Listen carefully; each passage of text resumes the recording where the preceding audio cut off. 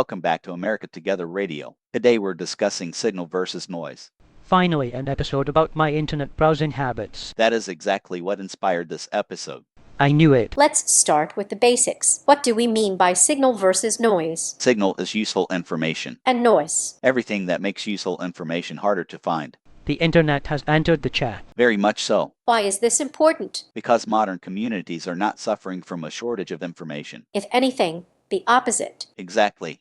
Humanity successfully solved information scarcity and immediately created information overload. A surprisingly accurate summary. So the challenge today isn't finding information. Often it's finding useful information. What's the difference? Useful information helps people understand reality, solve problems, make decisions, or learn something valuable. And noise? Distractions, repetition, rumors, misunderstandings, low-value content, information without context. The digital equivalent of static. Exactly. One thing we've discussed repeatedly is civic intelligence. Because civic intelligence depends on identifying signal. Useful information. Correct. Not just large amounts of information. Exactly.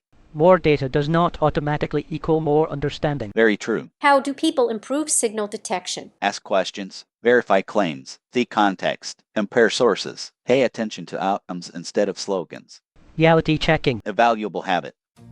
A fishing boat heads out from Mobile Bay again. The factory's home. The class. You're listening to America Together Radio. County lines. Coffee brewing, screen door swing. Another day begins again. The truck rolls down to... Let's talk about communities. Good idea. Can communities suffer from noise problems? Absolutely. How? Important issues get buried. Useful ideas get overlooked. Misinformation spreads faster than corrections. Attention gets fragmented. Everybody starts chasing shiny objects. Sometimes, yes, What role does communication infrastructure play? a major one. Why? Because healthy communication systems help useful information travel farther and faster. Better filters. Exactly. We've also discussed community memory. Because documented experience helps separate signal from noise. Lessons learned become reference points. Exactly. Past experience remains undefeated. A strong competitor at least. One thing I find encouraging is that signal usually survives, Why do you say that? because useful ideas tend to create useful results. A very important observation.